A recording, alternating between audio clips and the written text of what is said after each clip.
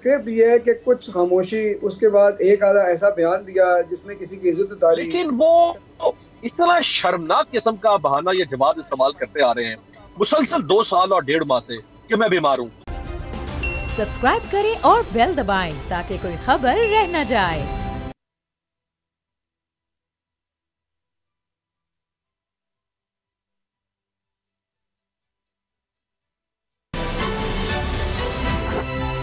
अब पता चला।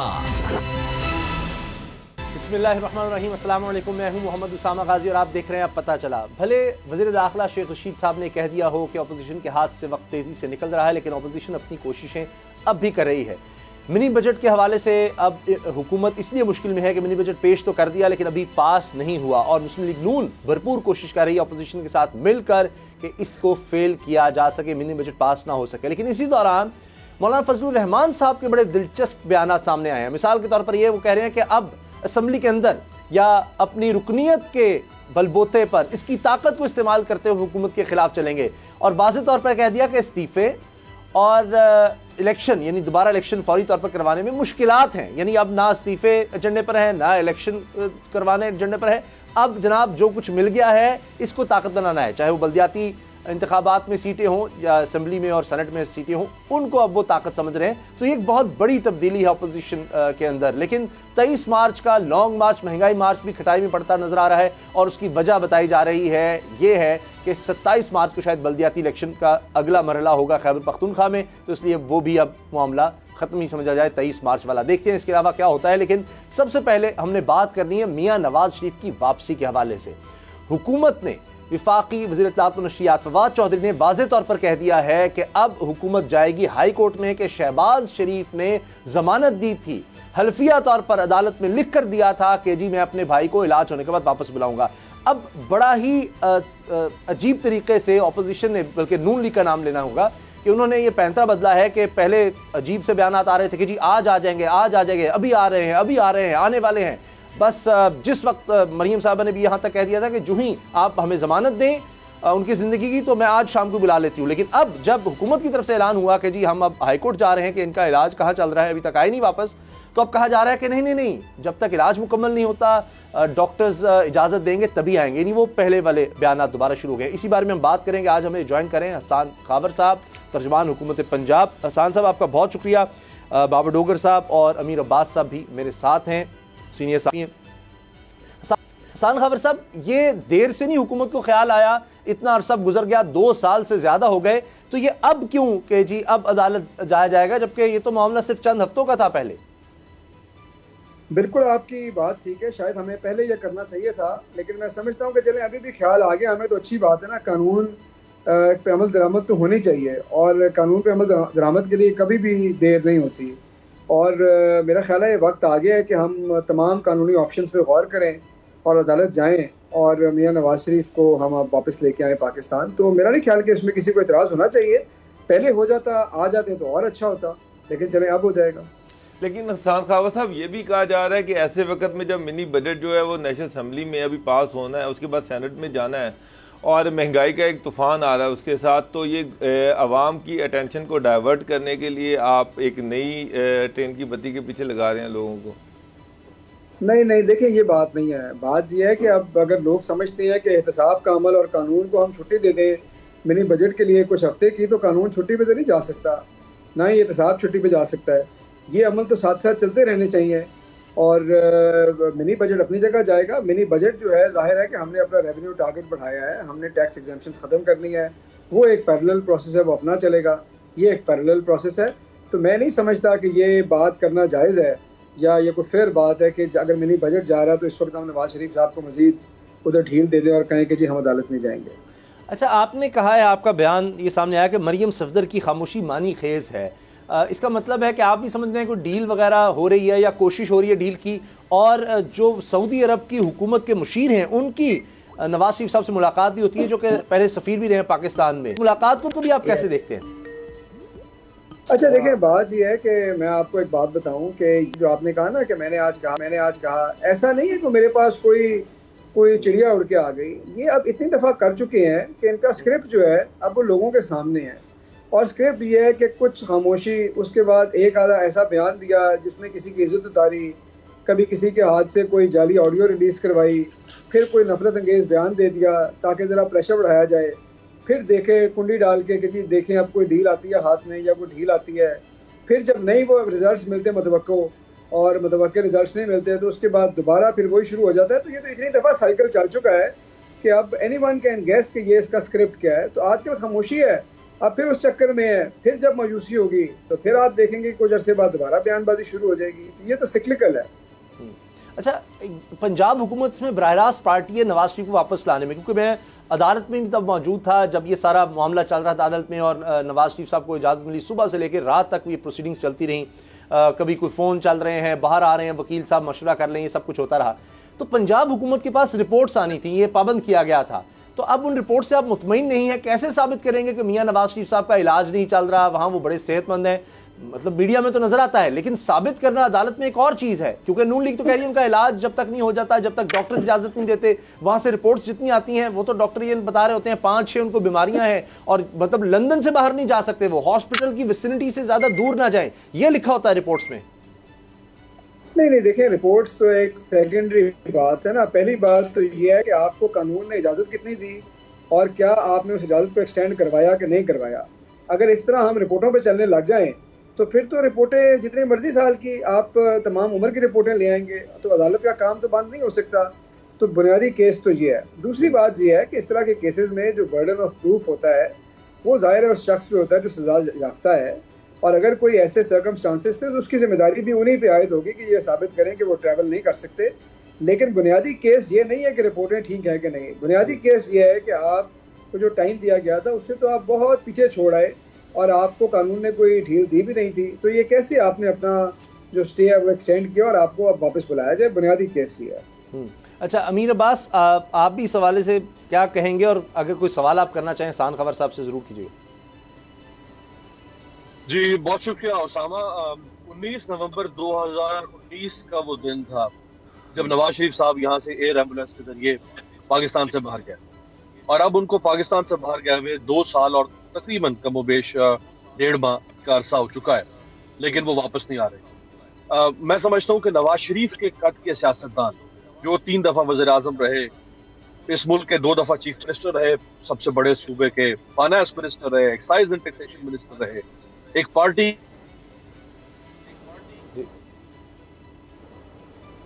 जी। अच्छा, मेरा ख्याल है अमीर बात से हमारा राब्ता जो मुनक़ता हुआ है। अच्छा, आसान खबर साहब, जो मैंने सऊदी मुशीर के हवाले से बात की थी उसका जवाब नहीं आपने दिया कि नवाज शरीफ साहब से सऊदी अरब की हुकूमत के मुशीर का मिलना ये मानी खेज नहीं है कि उनसे मुलाकात करना, यानी अब भी वो समझते हैं कि वो ताकतवर शख्सियत हैं, और पहले हमने माजी में भी देखा कि सऊदी अरब की इंटरवेंशन से ही मुल्क से बाहर गए थे, 10 साल का मुआहिदा किया था, और बाद में सऊदी अरब ने बाकायदा तौर पर कहा कि हाँ जी हम गारंटर थे, और ये शरीफ खानदान झूठ बोल रहा है कि कोई इन्होंने लिख कर नहीं दिया था, उस सिग्नेचर भी सामने आ गए। तो इसलिए एक माजी है और इनकी इन्वेस्टमेंट भी रही है सऊदी अरब में, शायद अब भी हो, लेकिन माजी में तो रही है कि बड़ी इन्वेस्टमेंट वहां पर। अच्छा देखिए, मुलाकात में क्या बात हुई जाहिर है कि मैं नहीं जानता, लेकिन ये तो हमने बात पहले भी बड़े वाज़ेह की थी कि नवाज शरीफ साहब पाकिस्तान वापस नहीं आना चाहते। उनके लिए तो वहाँ की ज़मीन अब तंग हो रही है, एक तरफ पासपोर्ट का मसला पड़ा हुआ है, दूसरी तरफ वीज़ा का मसला पड़ा हुआ है, तो वो उनके अपने मसाइल हैं। हुकूमत उनको वापस लाना चाहती है, तो जाहिर है कि अगर वो हाथ पांव मार रहे हैं कोई ऐसी ऑप्शन ढूंढने के लिए जो उनको पाकिस्तान आने से इस वक्त बचा दे, तो मेरे ख्याल में तो वो कोशिश करेंगे।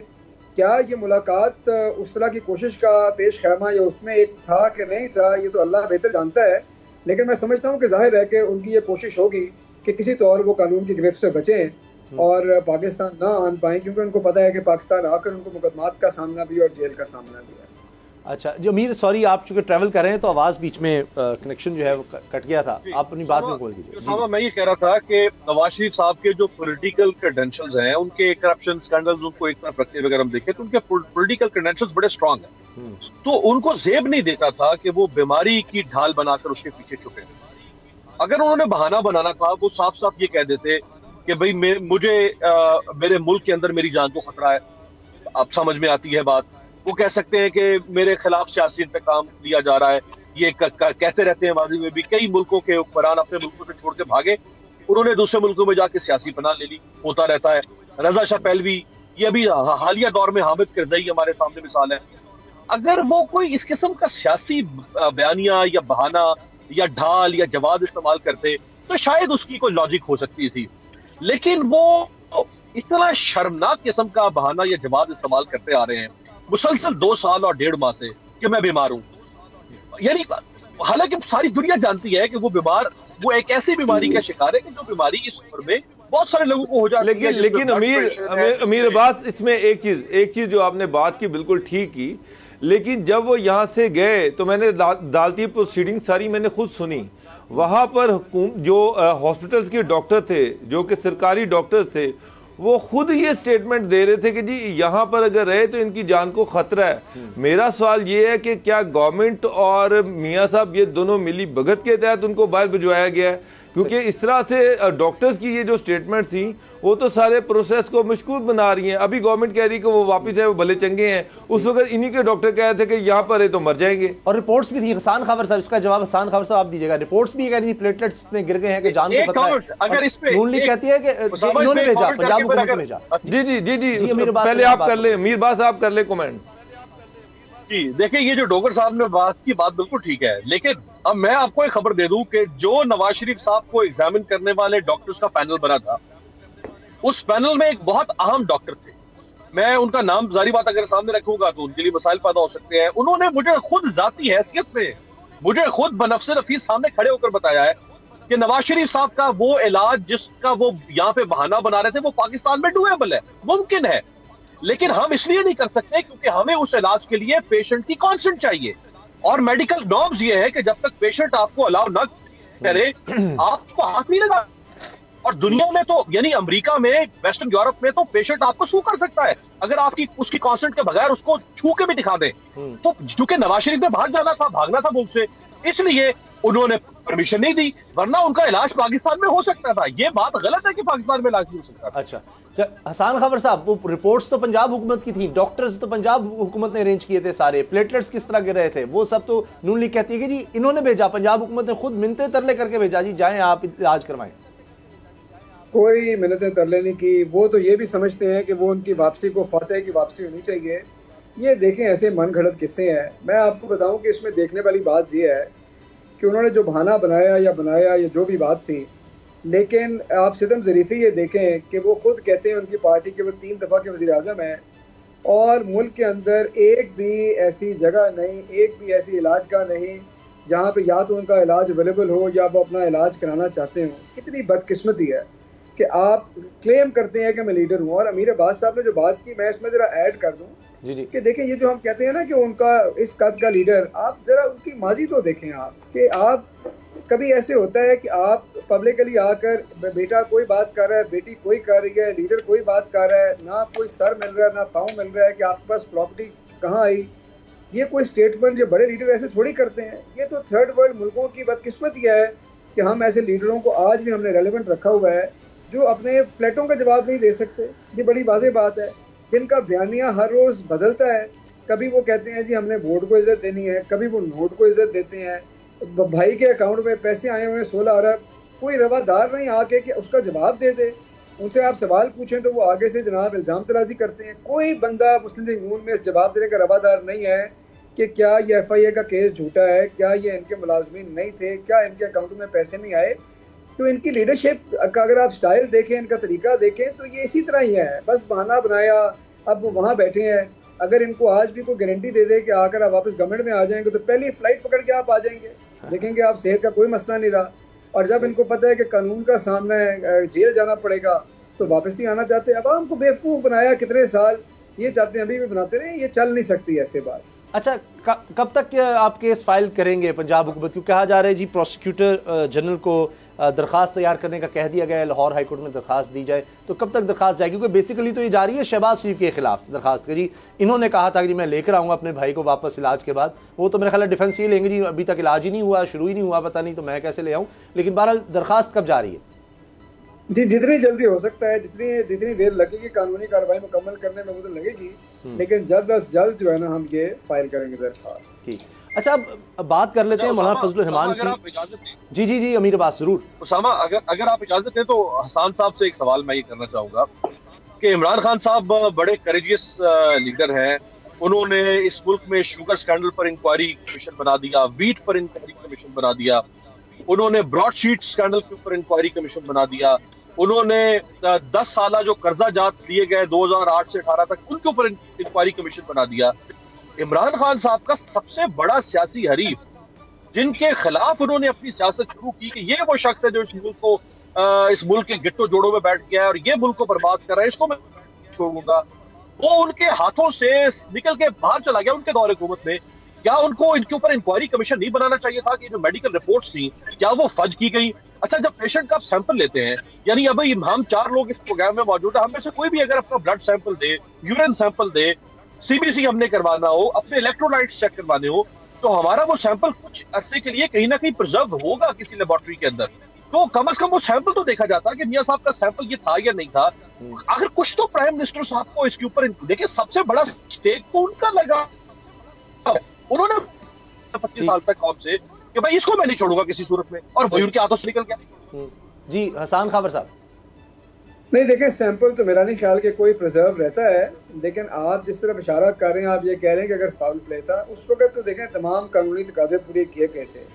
लेकिन अगर कोई फाउल प्ले है, मेरे इल्म में नहीं कि है कि नहीं, लेकिन अगर कोई फाउल प्ले है तो बिल्कुल उसकी इंक्वायरी होनी चाहिए।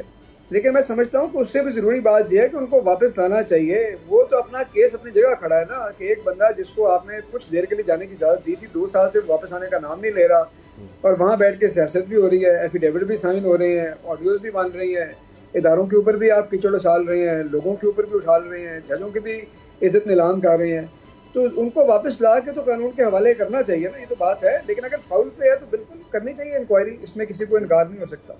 अच्छा, मौलाना फजलुर रहमान साहब ने भी बड़ी ज़बरदस्त स्टेटमेंट दे दी। उन्होंने भी कहा कि जी ये उनका वतन है नवाज शरीफ का, उनको वापस आना चाहिए। मुझे लगता है जरदारी साहब ने भी यही तो कहा था कि इस्तीफे तब देंगे जब वापस आए। शायद वहाँ भी कह रहे हैं जी लॉन्ग मार्च तब करें अब जब वापस आएँ। तो ये लॉन्ग मार्च का आप क्या देख रहे हैं? पंजाब हुकूमत की क्या तैयारी है? क्योंकि मौलाना फजलुर रहमान ने कहा कि जी पंजाब की सारी तैयारी शहबाज शरीफ साहब के सुपुर्द की गई है, तो मेन फोकस उनका पंजाब है।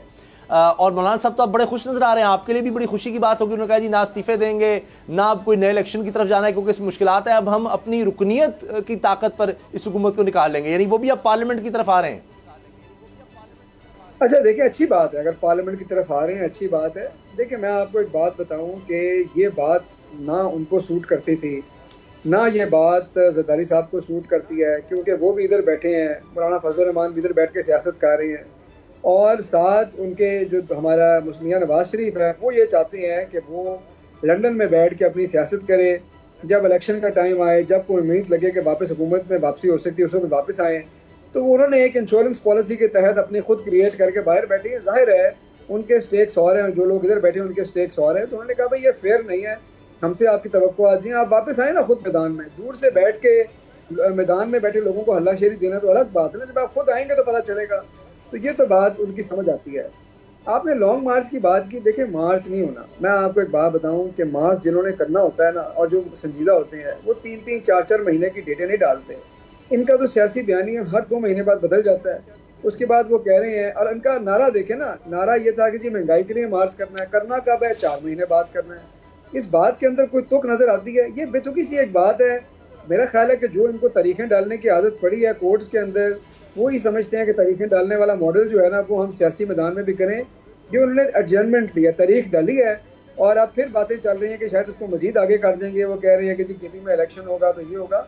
ये मार्च करने वाली पार्टियां नहीं है, ना इनके इस्तीफों में कोई संजीदगी थी।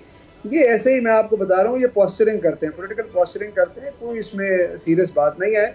इसलिए हुकूमत को भी ये पता है इस बात का। अच्छा, आखिर में ये बताइएगा कि बल्दियाती इलेक्शन अब पंजाब की बारी है, खैबर पख्तूनख्वा में भी एक मरहला है, लेकिन अब अपोजिशन कह रही है कि जी वहाँ पर शिकस्त हुई तहरीक इंसाफ को, यहाँ तदफीन होगी पंजाब में। यानी इस तरह के जुमले बोले जा रहे हैं। तो क्या तैयारी है पंजाब हुकूमत की बल्दियाती इलेक्शन के हवाले से? ऐसे वक्त में जब आप खाने वालों लाहौर की सीट हार चुके हैं। अच्छा देखें, मैं आपको बताऊं कि ये तो वक्त बताएगा कि कौन सियासत में जीतता है और कौन हारता है। लेकिन मैं समझता हूं कि हमारी सबसे पहली तैयारी हमारी परफॉर्मेंस है और हमारी सिंसेरिटी है, क्योंकि हमने अवाम को ये दिखाना है और ये बताना है कि एक पहली दफ़ा हुकूमत आई है जो आपके लॉन्ग टर्म फ्यूचर का सोच रही है, जो आपकी इकॉनमी के ऊपर सियासत नहीं कर रही, अनपॉपुलर लेकिन सही फैसले कर रही है, आपको यूनिवर्सल हेल्थ इंश्योरेंस दे रही है, गरीब और अमीर का फ़र्क मिटा रही है। ये एक लंबी फहरिस्त है जो हम लोगों के सामने रख रहे हैं। मैं समझता हूँ कि पहला क्राइटेरिया हमारी परफॉर्मेंस है। दूसरी बात ये है कि आप ये देखें कि हमारा मुकाबला किससे है। एक तरफ वो पार्टी है जिसको सिंध में भी लोग वोट देना गवारा नहीं कर रहे इस वक्त, और आपके सामने है कि उन्होंने सिंध का क्या हाल किया है। आप आटे के बातें करने वाले जाकर जरा सिंध में चेक करें कि आटे की बोरी कहाँ से मिल रही है। आप मुझे बताएं कि पंजाब में अगर कोई शख्स कहता है कि जी 20 अरब की गंदम चूहे खा गए, ये कोई एक्सेप्टेबल बात है? ये चूहे कब से सिंध की बुनियादें खाई जा रही हैं। दूसरी तरफ वो पार्टी है जिसमें से एक लीडर बाहर बैठे हैं, वो वापस नहीं आना चाहते, दूसरों के ऊपर केस बने वो उसका जवाब नहीं देना चाहते। तो ये सारे सियासी भगौड़े हैं। ये आप बेफिक्र हो जाए, ये अवाम को पता है कि अवाम, मैंने कहा है ना कि अब अवाम को क्या अंग्रेजी का मुहावरा है कि you can fool some of the people all the time और you can fool all the people some of the time, but you can not fool all the people all the time. इनका वक्त अब पूरा हो चुका है और ये बात इनको अब समझ लेनी चाहिए। अच्छा, बल्दियाती इलेक्शन के हवाले से कोई तहरीके लब्बैक के साथ कोई मामलात चल रहे हैं या हो सकता है कि काफ लीग के साथ तो लगता है कि एडजस्टमेंट होगी? देखें, काफ लीग हमारे इत्तेहादी हैं, उनके साथ मिलकर चलेंगे और मिलकर आगे जाएंगे। उसके अलावा अगर कोई इत्तेहाद की बात होगी तो वो आपके सामने ले आएंगे। अभी कोई ऐसी बात नहीं चल रही। अच्छा, मिनी बजट में हुकूमत को मुश्किल नहीं नज़र आ रही आपको कि पेश तो कर दिया लेकिन अभी तक कोई वोटिंग या पास करवाने की तरफ नहीं जाया जा रहा, मामला डिले हो रहा है? क्या आपको लगता है कि इत्तेहादी कुछ इस पर नाराज़ हैं, परेशान हैं? फवाद चौधरी साहब तो कह रहे हैं कि किसी को कोई इतराज़ नहीं है, तहफ़्फ़ुज़ात दूर हो गए हैं, लेकिन फिर अभी तक इसको पास करवाने के लिए क्यों नहीं जाया जा रहा? नहीं, इसका एक ड्यू प्रोसेस है और ये आप देखेंगे आइंदा आने वाले दिनों में पास होगा। देखें, बात यह है कि लोगों को ना आदत पड़ चुकी हुई थी पुराने मॉडल की, जिसमें एक ख़ानदान के 4 लोग बैठ के नाश्ते की टेबल पे फैसला करते थे और फैसला हो जाता था। हमारे दौर में ये मॉडल नहीं चलता। हमारे इत्तेहादी अपने कमेंट्स देते हैं, लोग अपने देते हैं, तमाम लोग टेबल पे जो बैठते हैं ना वो एक ख़ानदान के होते हैं और मुशावरत से, बातचीत से चीज़ों को हल किया जाता है। बाकी रह गई मिनी बजट की बात, तो मिनी बजट भी हमें पता है कि लोगों को पता है कि ये ज़रूरी है और हमने इसमें हर मुमकिन कोशिश की है कि हमारा जो महरूम तबका है उस पर कम से कम बोझ पड़े। जो डिस्टॉर्शंस है हमारी टैक्स रजीम में उसको दूर किया जाए और वो कोशिश की भी है। बल्कि फार्मास्यूटिकल के हवाले से तो इस किस्म की हम प्रोविजंस ला रहे हैं कि दवाइयों की कीमत में 15-20% कमी वाक़या हो। तो इंशाल्लाह आगे आने वाले दिन बताएंगे, लेकिन ये इंशाल्लाह अगले कुछ रोज़ में आप देखेंगे ये अप्रूव हो जाएगा। इसमें कोई किसी किस्म का मसला नहीं। अच्छा, ब्रेक से पहले एक छोटा सवाल ओमिक्रॉन के हवाले से। कहा जा रही कराची में बड़ी तेज़ी से फैल रहा है, अगला मतलब पंजाब हो सकता है वो इलाका, आबादी के लिहाज से पंजाब सबसे बड़ा सूबा है, तो उसके लिए कोई प्रिकॉशंस लिए जा रहे हैं? जी देखें, अल्लाह रहम करे, क्योंकि आपको पता है कि दुनिया में इस वक्त ओमिक्रॉन बहुत तेज़ी से फैल रहा है। हम इसके अंदर 2-3 चीज़ें कर रहे हैं। एक तो ये है कि हम टेस्टिंग के ऊपर बहुत फोकस कर रहे हैं, क्योंकि कई दफ़ा ये आम टेस्टों में डिटेक्ट नहीं होता। तो हम सैंपल्स जो है बाकायदगी से अपनी जो लेबॉर्ट्री है मेल वहाँ भिजवा रहे हैं और उसको टेस्ट कर रहे हैं ताकि ये केसेस अर्ली आइडेंटिफाई हों, इनको फिर हम आइसोलेट करें और फैलने न दें। दूसरा ये है कि एयरपोर्ट के ऊपर भी काफ़ी कंट्रोल है। तीसरा ये है कि वैक्सीनेशन में इस वक्त पंजाब अल्हम्दुलिल्लाह सबसे आगे है और इस वायरस का मुकाबला हम सिर्फ और सिर्फ इफेक्टिव वैक्सीनेशन से कर सकते हैं। पंजाब में वो जो हमारी पॉपुलेशन जिसको हमने वैक्सीनेट करना है उसमें से अल्हम्दुलिल्लाह हम 70% को पार्शली या फुली वैक्सीनेट कर चुके हैं और इसको मज़ीद तेज़ी से आगे लेके जा रहे हैं। तो ये हमारी हिकमत अमली है ओमिक्रॉन के खिलाफ। ठीक है, सान खावर साहब, आपने हमें वक्त दिया, बहुत बहुत शुक्रिया आपका। तर्जुमान हुकूमत पंजाब हमारे साथ थे। चूँकि ब्रेक का न्यूज़ अपडेट्स आप देख सकेंगे थोड़ी देर में। न्यूज़ अपडेट्स के बाद हम बात करेंगे वज़ीर ख़जाना शौकत तरीन साहब क्या कह रहे हैं मिनी बजट के हवाले से, क्यों ये मजबूरन उनको लाना पड़ रहा है, क्यों उनको पेट्रोल महंगा करना पड़ रहा है, IMF की शराइत क्यों माननी पड़ रही हैं और IMF इस दफ़ा इतना ज़्यादा सख्त क्यों नज़र आ रहा है। ये इदारा ये पहले थोड़ी बहुत नरमी दिखाता था, इस दफ़ा नरमी क्यों नहीं दिखा रहा। ख़ुद वज़ीर ख़जाना साहब ने एक ब्रेकिंग न्यूज़ दी है, वो भी आपसे शेयर करेंगे इस ब्रेक के बाद।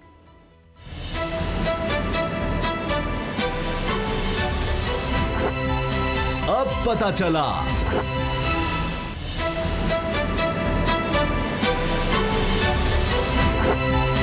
अब पता चला। मिनी बजट इतना ज़्यादा ज़ेर बहस है कि जो असल बजट था उस पर शायद इतनी बहस नहीं हुई, इतनी बात नहीं हुई और अब तक ये पास होने की पोजीशन में इसलिए नहीं आ सका कि शायद अब भी इत्तेहादी कुछ तहफ़्फ़ुज़ात रखते हैं और इसीलिए काबीना में, यानी जहाँ पर इत्तेहादी जमातों के भी लोग वज़ीर हैं, उनके सामने भी आज वज़ीर ख़जाना साहब को ब्रीफिंग देनी पड़ रही है जिसमें बड़ी दिलचस्प बातें सामने आ रही हैं। जो रिपोर्ट हो रहा है वो ये भी है कि जनाब कहा जा रहा है जी आपका जो ब्रांड है, यानी इस हुकूमत का ब्रांड, वो ऐसा वज़ीर आज़म है जो करप्ट नहीं है, जो ईमानदार है, जिस पर कोई केसेस नहीं है। अब ये चीज़ लेकर चला जाएगा। फिर शौकत तरीन साहब ने ये भी कहा है कि नवंबर की निस्बत दिसंबर में महंगाई कम हुई है। अब ये उस तरह की स्टेटमेंट्स होती हैं कि जो ऐसे होता है कि जिस तरह ज़ख्मों पर नमक छिड़कना है। वही बात पता नहीं कौन लोग इमरान खान साहब को आके कह देते हैं जी दुनिया में सबसे सस्ता मुल्क पाकिस्तान है। अब जिस मुल्क में हो गई इतना बुरा हाल कि वहाँ पर सस्ता ही होना है, लोगों की कीमतें ख़रीद ही नहीं है, जब कोई चीज़ ख़रीदने की उन्हें ताकत ही नहीं, तो क्या वहाँ पर आप समझेंगे किस तरह की महंगाई हो। अच्छा बाबर डोगर साहब, एक तो ये जो मैंने ब्रेक से पहले कहा था ब्रेकिंग न्यूज़, वो ख़ुद वज़ीर ख़जाना साहब ने बताया कि जी IMF इस दफ़ा बड़ी सख्ती कर रहा है और कुछ ऐसे स्ट्रेटेजिक चेंजेस आए हैं दुनिया में, और उन्होंने वाज़ेह तौर पर कहा जी अमेरिका सबसे ज़्यादा फंडिंग अमेरिका करता है IMF की, तो वो अमेरिका की सुनते हैं, ज़ाहिर है जहाँ से फंड आना है जिस मॉनेटरी फंड को, उन्होंने अमेरिका की नहीं सुननी।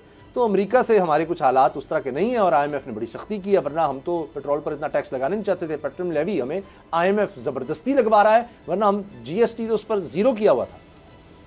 उसामा साहब, हुकूमत की जो अपनी मिनिस्ट्रीज हैं, जो NTDC है, अगर आप उसकी सारी फॉर्मेशन देखें, उसके बोर्ड ऑफ डायरेक्टर्स को देखें, जिस तरह से उसके चेयरमैन की अपॉइंटमेंट हुई है, उस सारे प्रोसीजर को देखें। इसके बाद जो अभी बात कर रहे थे अमीर अब्बास साहब के, यहाँ पर गंदम स्कैंडल पे इंक्वायरी रिपोर्ट आई, उसके बाद हर एक चीज़ पे इंक्वायरी की गई। उस इंक्वायरी के बाद जो रिपोर्ट आई, वो रिपोर्ट्स कहाँ गई, उन पर क्या अमल दरामद हुआ, कौन से लोग ऐसे थे जो गवर्नमेंट में जिनकी इन्वॉल्वमेंट थी, उनको पकड़ा गया, उनको सज़ा मिली, उनके खिलाफ केसेस हुए। तो सरकार बात यह है कि सबसे आसान तरीका तो ये है कि जो भी नया टैक्स लगाना है वो अवाम पे लगा दिया जाए, GST लगा दिया जाए। अवाम सबसे आसान टारगेट है, सबसे आसान टारगेट है। वज़ीर आज़म खुद कार्टल्स के अंदर बैठे हुए हैं। अफसोसनाक चीज़ ये है कि जब कैबिनेट मीटिंग होती है तो कैबिनेट मिनिस्टर्स को वज़ीर आज़म के मूड का पता है। वो ये कह रहे हैं कि जनाब आटा बड़ा सस्ता मिल रहा है, जनाब खाद हर एक को अवेलेबल है, बड़ी सस्ती मिल रही है, मार्केट में खाद मिल ही नहीं रही।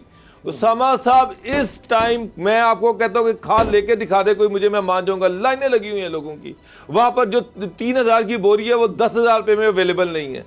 तो जब इमरान खान साहब किसी और दुनिया में मरीख में रह रहे हैं, उनको ग्राउंड रियलिटीज का पता ही नहीं है, जो उनके सामने हकीकत की बात करे उसको दोबारा उनके सामने आने नहीं दिया जा रहा, तो फिर यही हालात होंगे जो हो रहे हैं।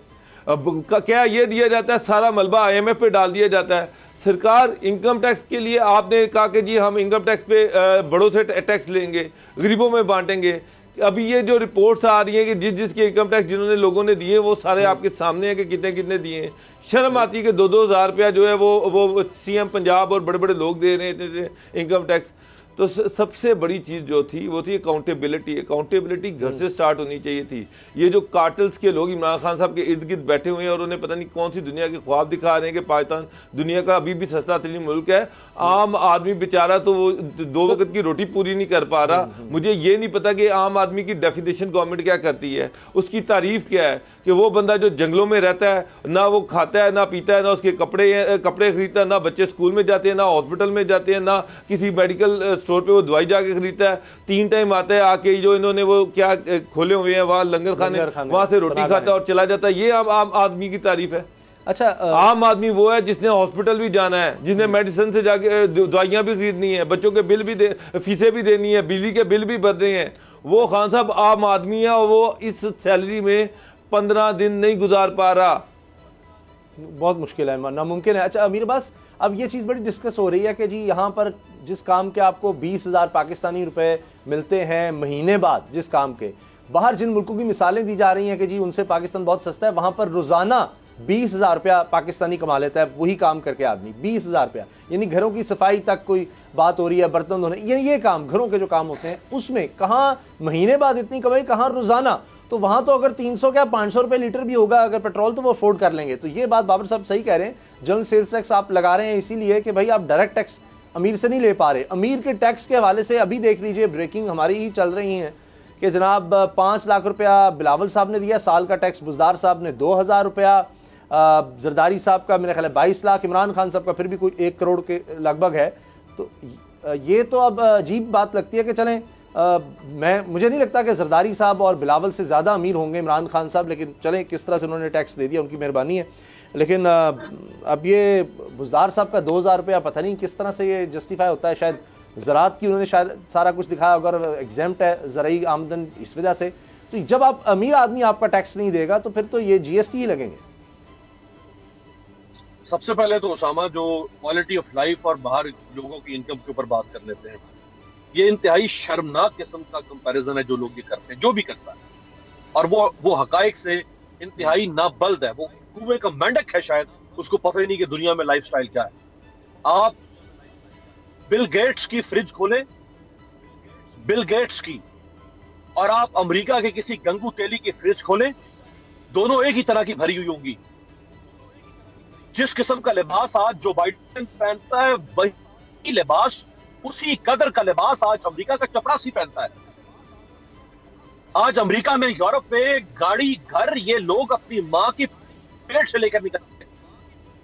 यहाँ 3-3 नस्लें गल जाती हैं जैसे कुछ इस तेजाब में गलती है कि काश हम अपना एक घर बना सके 5 मरले का, 4 मरले का। यहाँ 3-3 नस्लें गल गई इस मुल्क में 1947 से लेकर आज तक, वो गाड़ी नहीं खरीद सके। उनके खानदान दुनिया में, पाकिस्तान उन चंद कम मुल्कों में है जहां मोटर बाइक एक फैमिली व्हीकल के तौर पर इस्तेमाल होता है। डेवलप्ड कंट्रीज के अंदर मोटर बाइक लोग शौक से रखते हैं, वो फैमिली व्हीकल नहीं है। शर्म आनी चाहिए नहीं ये बात करते हुए। ये मजाक उड़ाते हैं लोगों की गुर्बत का, ये मजाक उड़ाते हैं लोगों की कस्म पुर्सी का, उनकी लाचारगी का।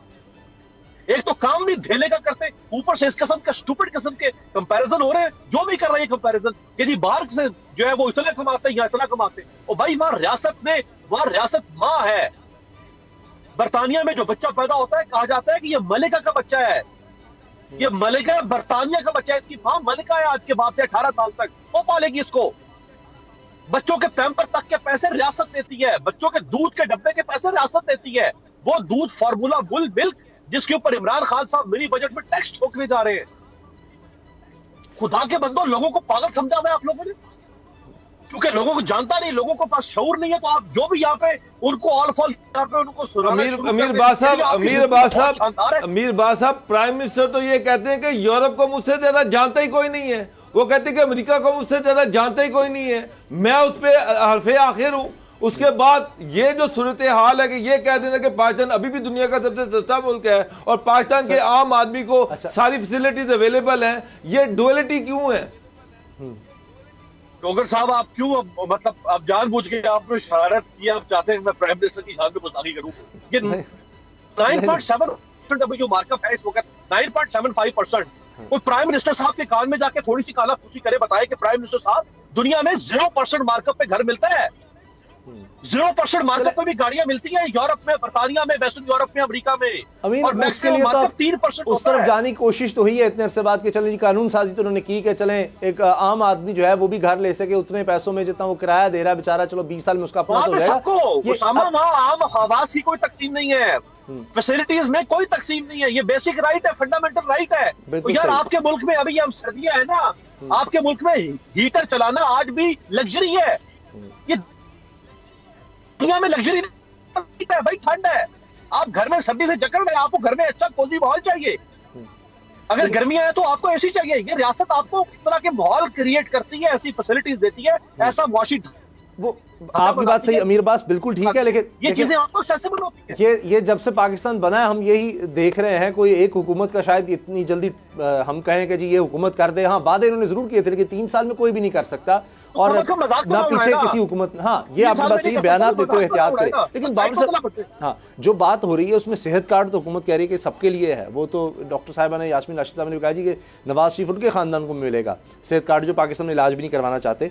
इस तरफ जरूर जाया जा रहा है। अगर ये जो हम भी बात कर रहे थे अमीर आदमी से डायरेक्ट टैक्स लें, इमरान खान साहब तो आई इस एजेंडे पर थे, और वो टैक्स लेकर गरीब आदमी को इस तरह की सहूलतें दी जाएं तो फिर तो लोग कोई इतराज़ नहीं करेंगे। वो कहेंगे अगर महंगाई हो भी रही है तो गरीब आदमी को तो उससे बचाया जा रहा है किसी तरह से भी, उसको डायरेक्ट सब्सिडी देके किसी भी सूरत में। अगर कहीं आप कहते हैं जी बाहर से महंगाई आ रही है, हम नहीं कर रहे, हमारी मजबूरी है क्योंकि ना तेल यहाँ पर है हमारे लिए, ना खुराक उस तरह की यहाँ पर है जो हम बाहर से ला रहे हैं, जो बाहर महंगी होगी यहाँ करनी पड़ेगी, तो उसको गरीब आदमी को तो आप यहाँ पर सस्ती दे सकते हैं। फिर उसामा साहब देखिए, ये तो अब जब चीज़ें आगे चलेंगी तो पता चलेगा कि ये क्या फैसिलिटी है। अब अभी तो ये बातें हो रही हैं, मैं अभी कुछ अफसरान के पास बैठा हुआ था, यहाँ भी बातें हो रही थी कि ये DHQ हॉस्पिटल, THQ हॉस्पिटल ख़त्म करने जा रहे हैं, कि तहसील और डिस्ट्रिक्ट लेवल पे जो हॉस्पिटल गवर्नमेंट ऑपरेट करती थी वो ख़त्म कर दें, वहाँ पर प्राइवेट हॉस्पिटल्स हों जहाँ पर जाके इलाज करवाया जाए, क्योंकि जब आपको कार्ड दे दिया गया तो फिर गवर्नमेंट हॉस्पिटल की कोई तुक नहीं है। तो ये बात मुझे डाइजेस्ट नहीं हो रही कि आप इतना बड़ा इंफ्रास्ट्रक्चर जो है उसको अगर ख़त्म करने जा रहे हैं और आप सारा कुछ प्राइवेट हॉस्पिटल पे डाल रहे हैं। तो हमने तो ये देखा है कि गरीब आदमी तो बेचारा फिर अपना कार्ड जो किसी को बेच देगा। 6 लाख का कार्ड है, उसको 3 लाख में, उसको 3 लाख की ज़रूरत है, वो उसको बेच देगा जिसके लिए 3 लाख की बड़ी रकम की ज़रूरत है। ये सिस्टम अभी तो आपको बड़ा अच्छा लग रहा है।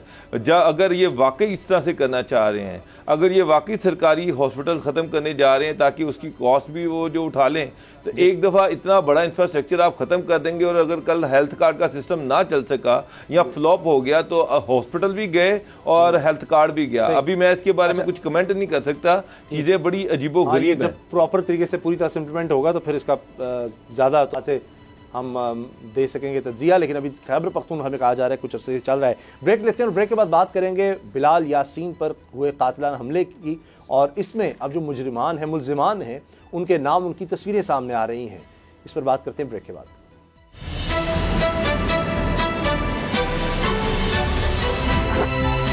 अब पता चला।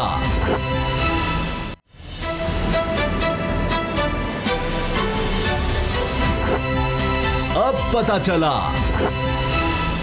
मुस्लिम लीग नून के सीनियर रहनुमा और MPA बिलाल यासीन पर गुज़िश्ता रोज़ कातिलाना हमला हुआ।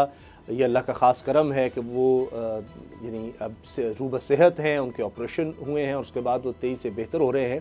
लेकिन जो लोग उनको कत्ल करने की नीयत से आए थे वो दोबारा भी आए, यानी एक दफ़ा इनको ज़ख्मी किया और उसके बाद बताया जा रहा है इन शाहिदीन की तरफ से कि खुशकिस्मती थी कि गोली चैम्बर में फंस गई और फिर पिस्तौल भी यहाँ पर छोड़कर चले गए, गिर गई इनसे।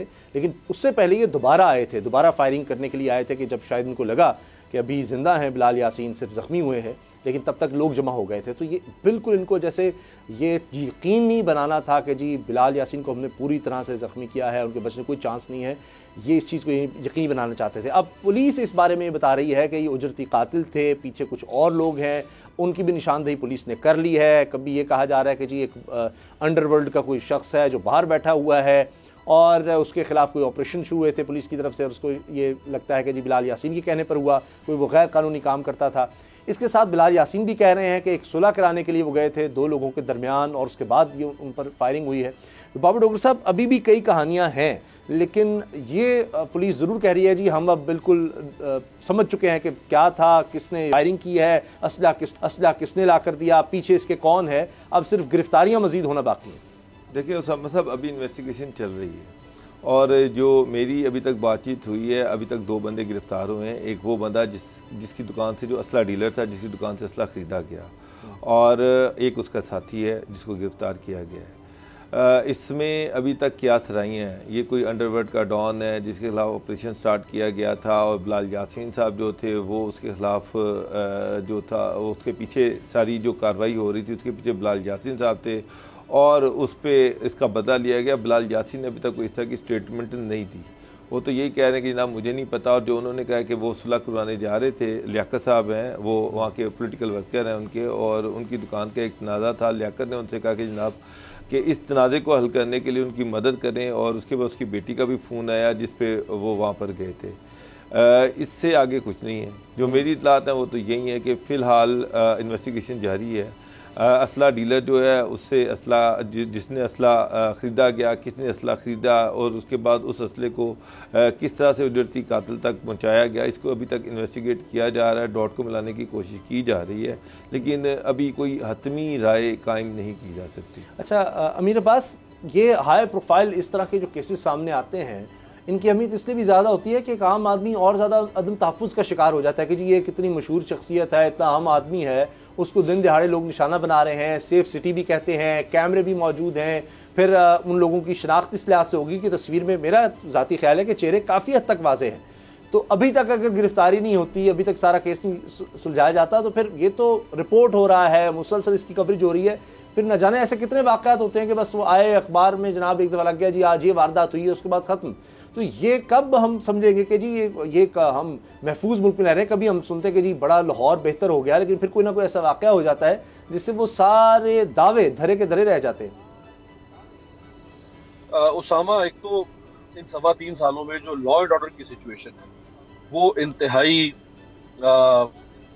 तशवीशनाक हो गई है। इस्लामाबाद जहाँ मैं हूँ, आप लाहौर में, एक सूबाई दारुल हुकूमत है, एक वफाकी दारुल हुकूमत है।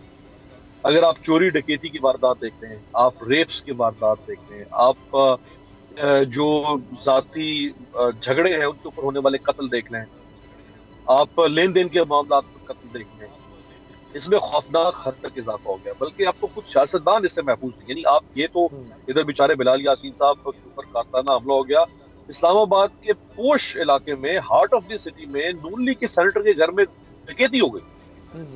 उससे पहले सेनेटर वसीम सज्जाद मुल्क के सदर है, उनके घर पर डकैती हो गई। तो ये यानी जो लॉ एंड ऑर्डर की सिचुएशन है, और खुद हुकूमत ने जो अभी आईजी इस्लामाबाद को तब्दील किया, हुकूमत ने खुद ये कहकर तब्दील किया कि लॉ एंड ऑर्डर की सिचुएशन खराब है और ये आईजी काबू नहीं पा रहे। तो ये जो रियासत मदीना है उसमें तो सबसे पहले लाइफ एंड प्रॉपर्टी की प्रोटेक्शन है, जान और माल की हिफाजत सबसे पहले तो रियासत का। मेरा जो रियासत के साथ सोशल कॉन्ट्रैक्ट है वो इस बात का है।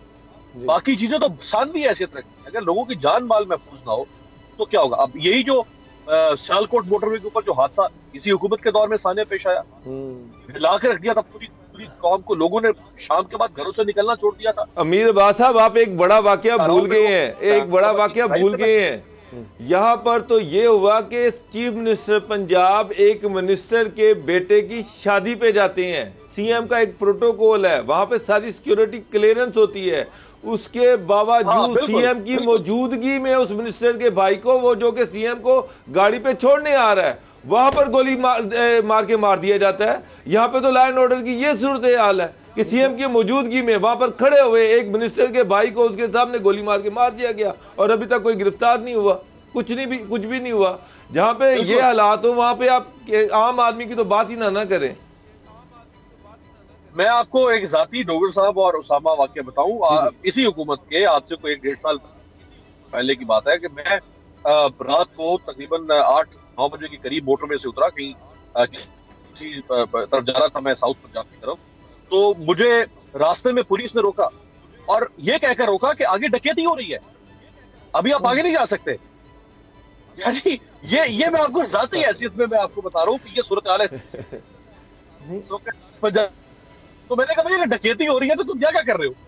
यदि वो आगे डकैती हो रही है तो हम कोशिश कर रहे हैं कि हम उसको इस तरह से, यानी एक लॉ एंड ऑर्डर। अच्छा, मैं एक और आपको एक फूड फॉर थॉट आपके प्रोग्राम के तवज्जुह से देना चाहूंगा।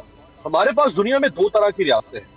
एक रियासत है अमेरिका, और अमेरिका की तरह की रियासतें जहां पे शहरियों को असलिया रखने की इजाजत है, और हम देख रहे हैं कि अमेरिका में कितने लोगों के पर्सनल वेपन्स के इस्तेमाल की वजह से।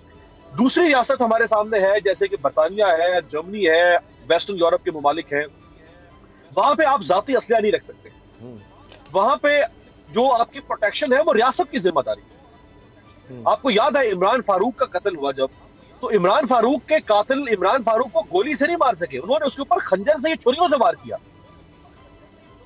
यहाँ पे नहीं मार सकते। तो मेरा ख्याल है कि आप इस पे रियासत को गौर करने की जरूरत है कि हमारे यहाँ इतना वेपन कल्चर बढ़ चुका हुआ है, इस हद तक हमारे यहाँ सोसाइटी वेपनाइज हो चुकी हुई है कि हमें अब सोसाइटी को डी वेपनाइज करने की जरूरत है। रियासत को मेरी जान की हिफाजत की जिम्मेदारी खुद उठानी है। मुझे अपने साथ 2-4 गुमाश्ते, गार्ड्स और क्लाशनकोफ और ये लेकर चलने की जरूरत नहीं होनी चाहिए। अगर मेरे पास वेपन होगा तो मैं उसका गलत इस्तेमाल लामाला तौर पर कहीं ना कहीं करूंगा। ठीक, अच्छा, हमें इसके ऊपर बाबर साहब आपकी बात भी मैंने भी देखा, आप सारी इन्फॉर्मेशन लेने की कोशिश कर रहे थे।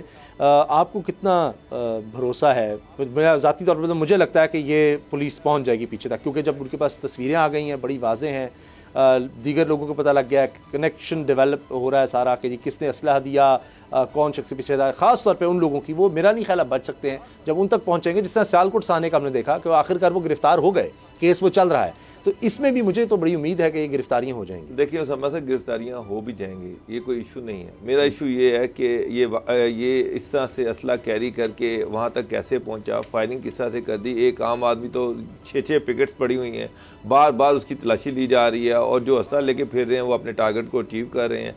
इशू ये है कि जब पिछले 3 साल में आपने लाहौर के 8 CCPO चेंज कर दिए, जब दिल करता है कि जनाब एक बंदा आता है, अभी 3 महीने उसके पूरे नहीं होते, आप उसको चेंज कर देते हैं। IG जो है उसकी फिर उम्र चल रही है, उसको चेंज किया जा रहा है। जब इस तरह की सूरत हाल हो, कोई सस्टेनेबिलिटी हो ही ना, किसी अफसर को ये पता ही ना हो कि वो कल की रात है या नहीं है। CM साहब जो है वो हर ट्रांसफ़र पोस्टिंग में अपना नाक फिसा दें और हर ट्रांसफ़र पोस्टिंग अपनी मर्जी की करनी चाहिए। CM IG को आप पूरी तरह से इंडिपेंडेंस दे ही ना। अब ये वो चीज़ है जो इमरान खान साहब का विजन था, जिस पे उन्होंने पिछला 2018 का इलेक्शन लड़ा के जनाब मैंने KPK में IG को फ्री हैंड दे दिया। वो CM के हल्के का DPO चेंज हो गया और CM की बगैर कंसेंट के हुआ। यहाँ पर हालात ये है कि इंस्पेक्टर्स तक जो है उसके डायरेक्टिव जो है CM ऑफिस से इशू हो रहे हैं, तो फिर आप किस लॉ एंड ऑर्डर की तोको रख रहे हैं गवर्नमेंट से? ठीक है, नहीं रिफॉर्म्स की जो बात की थी वो भी होना बड़ा ज़रूरी है, तब जाकर हम कहेंगे कि ये सूरत बेहतर है। और जो अमीर अब्बास ने बात की, यकीनन इमरान खान साहब जिस तरह स्कॉलर से बात कर रहे हैं कि जी क्या वजूहात हैं, किस तरह हम अपनी कौम की तरबियत कर सकते हैं कि ये क्राइम्स कम हो हर तरह के, तो उसमें यूनाइजेशन यानी असलहा जो है इसको ख़त्म करना ये भी बहुत ज़्यादा ज़रूरी है। प्रोग्राम देखने का शुक्रिया, इजाज़त दीजिए, अल्लाह हाफ़िज़।